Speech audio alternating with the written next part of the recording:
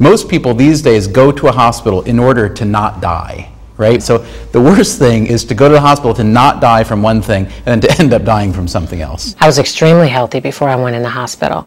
Actress Alicia Cole was literally the picture of health. So vibrant, she was cast to play doctors and nurses for commercials. Fairly typical for an overweight woman in her 60s. Then, 3 years ago, she went to the hospital for the removal of some uterine fibroids. It was going to be just a routine procedure.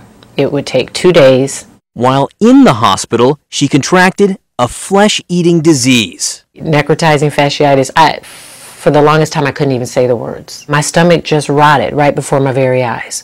It was horrible. On a scale of 1 to 10, she described the pain as a 25. My 2-day stay turned into 2 months, turned into 14 months of follow-up at home, twice-a-day nursing care. When you go into the hospital for a procedure, you shouldn't then get sick. Alicia was lucky.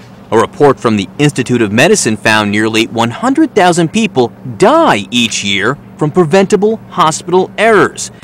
One solution might be in the palm of our hands, and the fingers for that matter. Hand washing. Doctors should wash their hands. We've known it for 160 years, and yet changing behavior is really hard. Take the case of some doctors in Australia who claim they were washing their hands 3/4 of the time.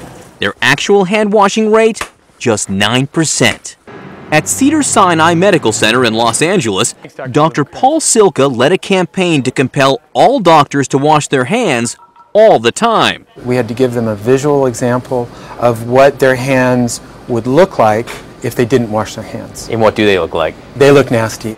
It was so gross, they put this picture on all the hospital's screensavers. Physicians realize that they're putting patients at risk if they're not executing on hand hygiene. It was so successful that not only did it make Cedars-Sinai hand hygiene improve to almost 100%, but hospitals around the country started to copy the solution. Of course, washing your hands might not be as easy as it seems. We followed a nurse, and in just 10 minutes, she washed her hands 20 times. Cedars-Sinai is going even further. Reminders everywhere you turn to stay clean. Special antibacterial curtains, even disposable stethoscopes. It may seem like a lot, but every bit helps in the war on hospital infections when lives are at stake. For her part, Alicia Cole has turned her experience into an opportunity to raise awareness. And when I'm speaking out, I'm trying to save you and your loved one. My family knows what to do now if someone else gets a hospital-acquired infection.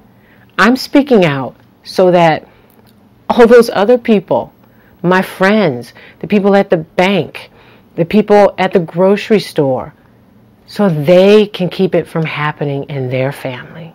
I can't turn my back and be quiet about it. I won't. People are dying. And so if my friends feel like they want the old me back, she's gone. She's gone. There's a new me.